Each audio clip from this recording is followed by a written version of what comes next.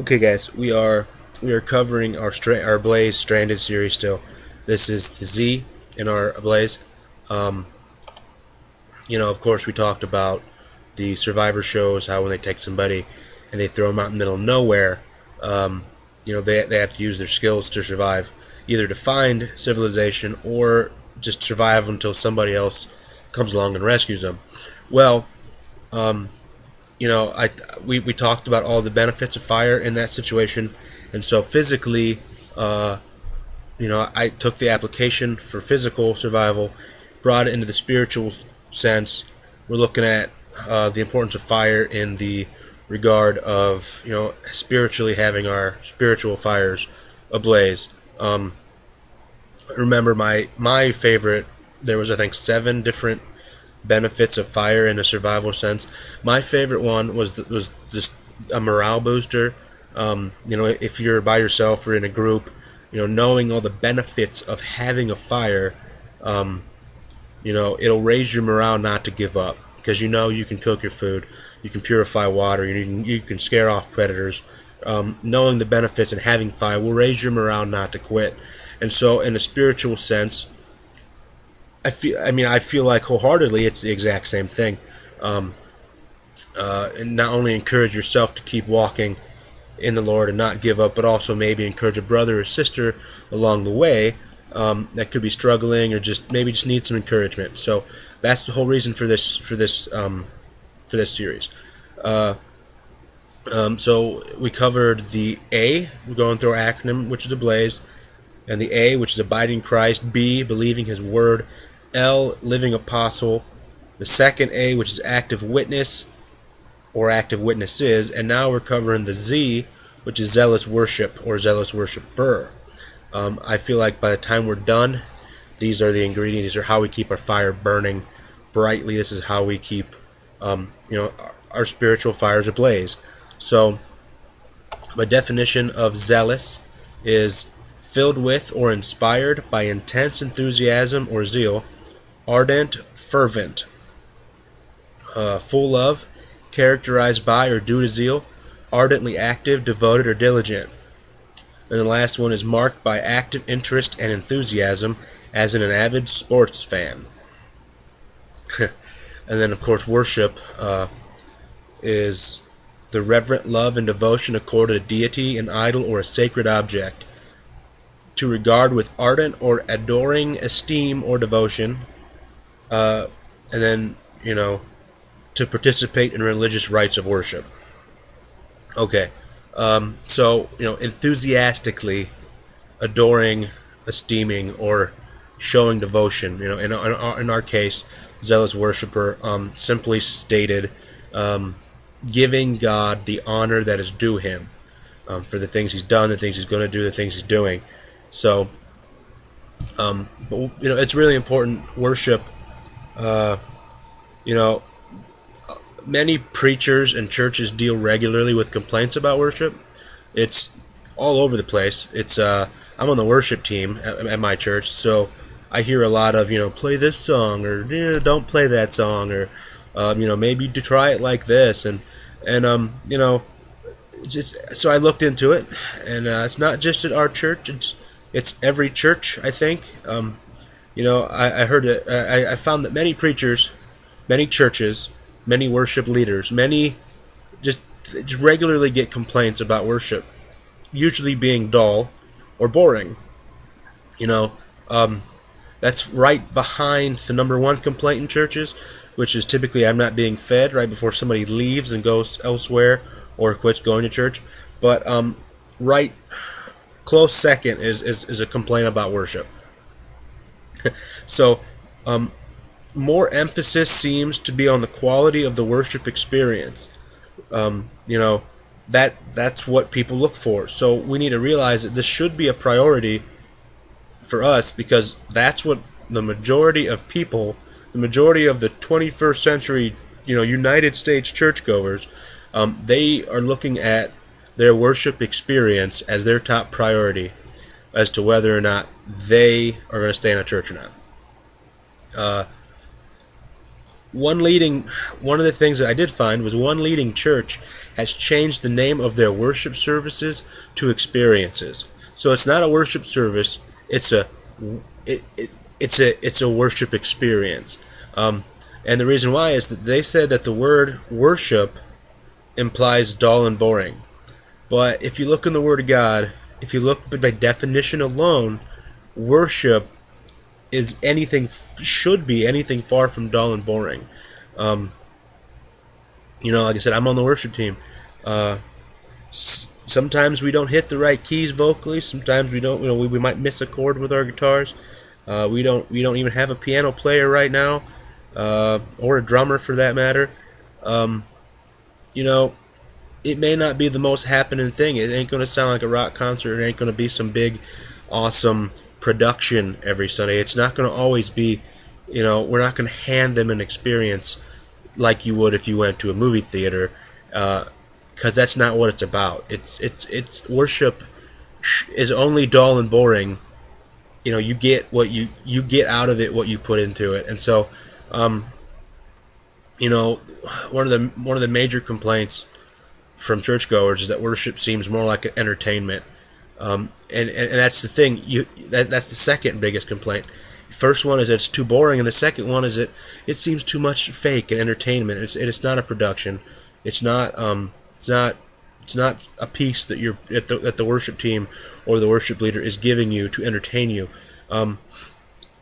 Realistically, whether all the complaints, whether it's do you use hymns, do you not use hymns? Is it all contemporary, all traditional? What instrument leads? What should a man lead? Should a woman lead? None of those I think really matter. I look at the perspective of God looks at your heart, and so when we come into worship, whether we have the instruments, whether we have the perfect words, doesn't matter any of that. God looks at our heart. So what's important during worship is that we give Him our hearts, our whole heart. And we should be excited about that. The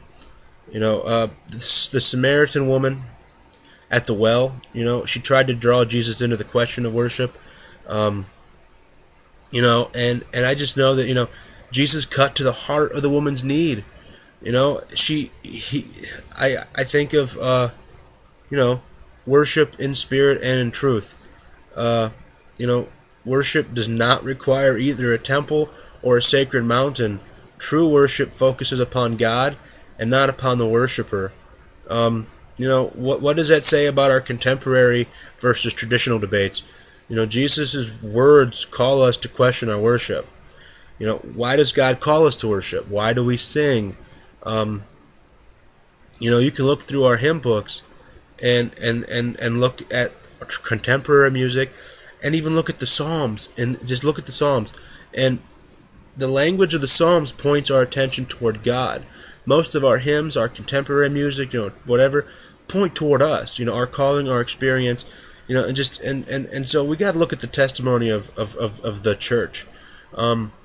John Wesley provided directions for congregational singing, which read in part, "Sing spiritually. Have an eye to God in every word you sing. Aim at pleasing Him more than yourself. Attend strictly to the sense of what you sing, and see that your heart is not carried away with the sound, but offered to God continually." Our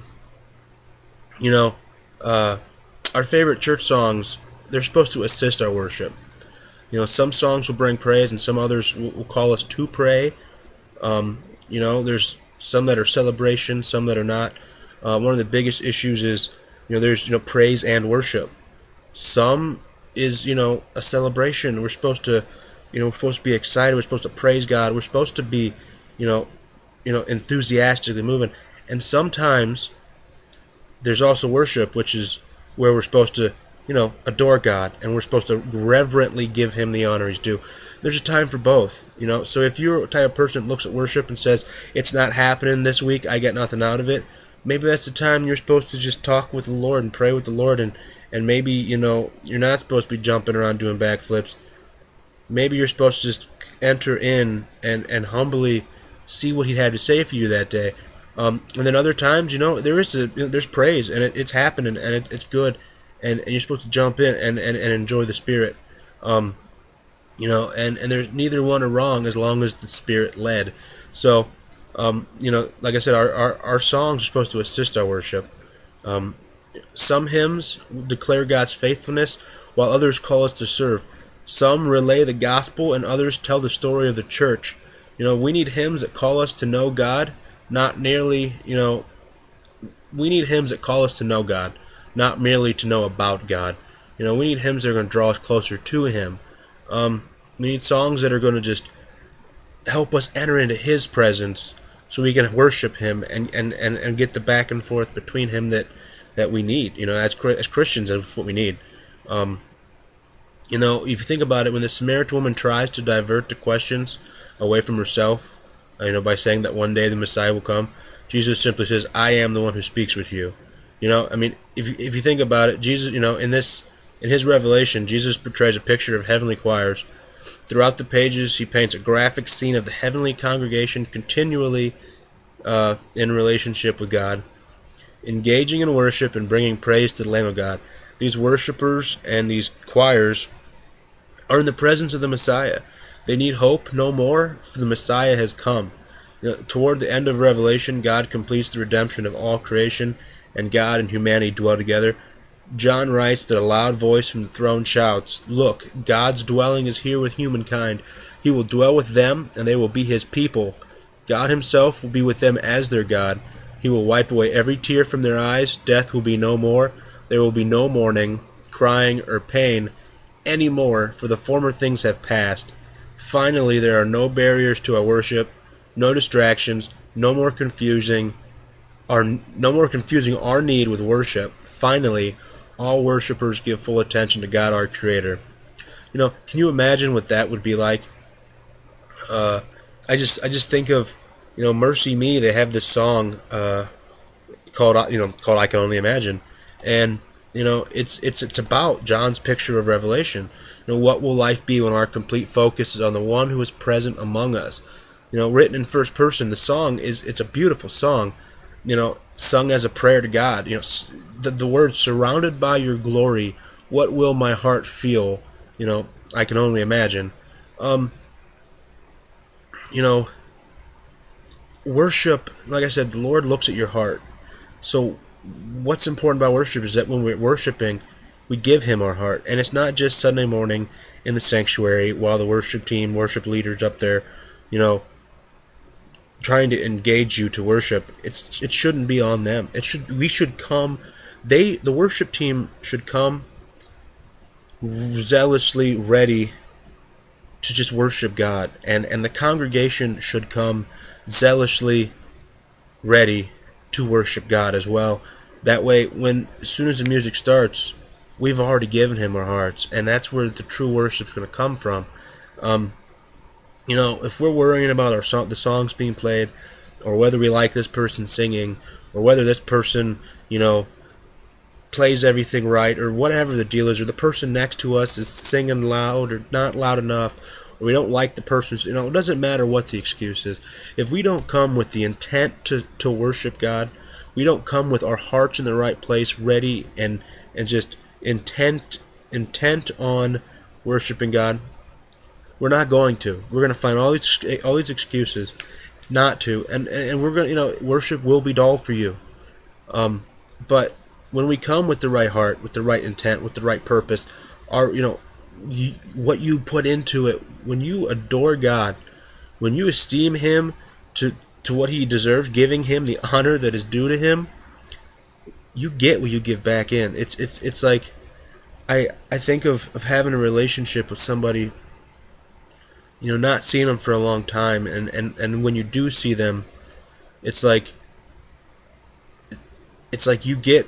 It's like, even though you're trying to bless them, but when you bless them, you get blessed, and it's kind of the same idea with the Lord. It's like, it's like you get what you put in. That's not why we worship. We don't worship to get stuff back, but out of our worship, blessings will come. Like you get closer to God, He'll give you words of wisdom. The Lord will tell you what He wants you to do. He will encourage you. It might just re-energize you. Might just revive you in something. Just encourage you to keep doing what you're doing. And sometimes He'll correct us. But the important thing is that we're having that communion or that communication with the Father, and that we have the heart where we give Him our heart, not the heart where we make Him take it from us. Like I said, what would happen if the worship leader came with the intent to just zealously worship God, and the congregation came to just zealously worship God too, and as soon as the music started, the congregation as a whole just zealously worshiped God? So what will you do? Perhaps the question poses for us today: what are you doing? If the Christ, our Messiah, has come, if Christ, our Lord, is present today, then how is our worship? Someone says, "But Lord, the music was just not of the quality that you deserve." But Christ replies, "But my friends, where there is no music, sing passionately." Another complains, "I just couldn't worship today, Lord, because I just wasn't fed." Christ answers, "By whom are you expecting to be fed? I was with you. Did I not satisfy you?" Can you imagine what it might be like when we finally know that Christ is present? I really feel like that's the difference maker there. When I was growing up, before I understood what I understand now, worship was about the music. It was about whether or not I liked the music, whether or not I liked the songs. And now, I'm a traditionalist by nature. I'm an inside guy. I'm not going to be somebody who's going to like run around the church, hooting and hollering and shouting or dancing or anything. That's just my personality. Looking at being zealous, as in a sports fan, as by definition says, I don't even watch sports, but if I did and my sports team won, I'm not going to get up and run around and hoot and holler and shout, because that's not who I am. And so, in the church, I'm kind of quiet too. I'm kind of reserved a little bit, and that's just me. But I love the hymns, and it's words. There's so much life in those words, and I don't think being a zealous worshiper has anything to do with what you're physically doing. Like I said, being a zealous worshiper, a lot of people will look at that and say that they have to be clapping and shouting and jumping and running and doing push-ups or whatever else they think they're doing for the Lord. If it's Spirit-led, if that's who you are, if that's how you zealously worship, then do that. But it'd be wrong for you not to. But I also look at this, and I like I said, God looks at your heart. So what's most important is that you give Him your heart, not your actions.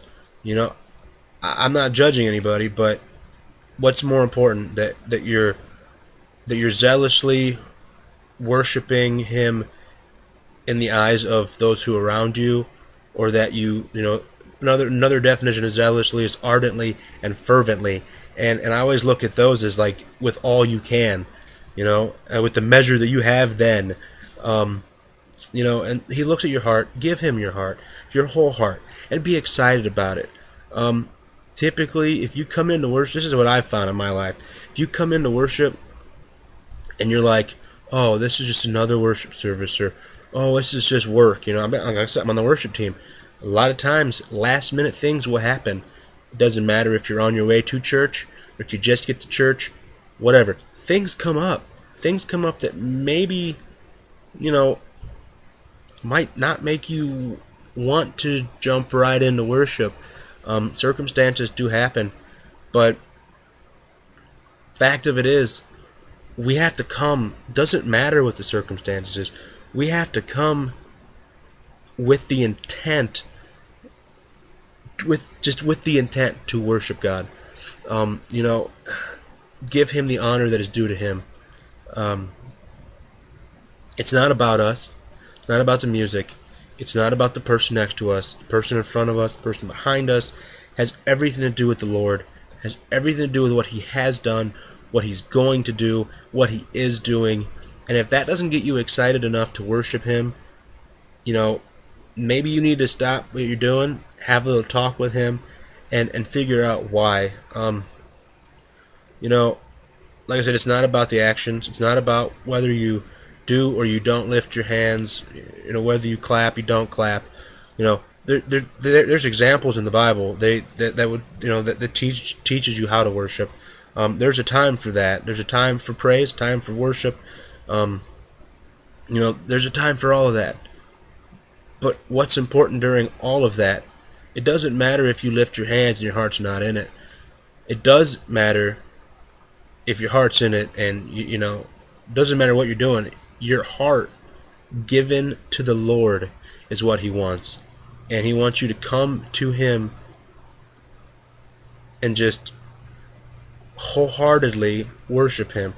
And that to me is what zealous worship is giving God the honor that is due him out of your heart, out of just bringing your heart in, giving him your heart, and zealously worship him. That's what it is to me. You know, this is a little different one. This is one that I was kind of trying to be careful with, because there's a lot of issues with you talk about worship. Like everybody has their own point to worship. It wasn't really to talk about, you know, what I think worship should be. This is just to encourage you to worship. You know, if however you worship God, give him your heart. Fully worship him. Don't hold back. You know, whether you're loud, quiet, you know, excitable, however you worship, don't hold back. You know, that's what zealous worship is to me. And that's what the Lord is asking of us, that we would give him our whole heart, that we wouldn't go into it lukewarm, that we would go into it and worship him for what he's done. So that's today. Next week we're going to talk about the E, which is excited example. I'm excited about that. So I will talk to you guys again next time. You guys have a good day. I love you guys. I'm praying for you guys. And I just want to challenge you today, before I go, give somebody a phone call. You know, give a brother or sister a phone call. Somebody, you know, ask the Lord to put somebody on your heart. Call them, encourage them, see what's going on with them, and I promise you, in the process, you'll be encouraged too. So do that. But I love you guys. I'm praying for you guys, and let's continue to build our fires, encourage each other, encourage ourselves, and get closer to the Lord. So talk to you guys next week. Have a good night. Bye.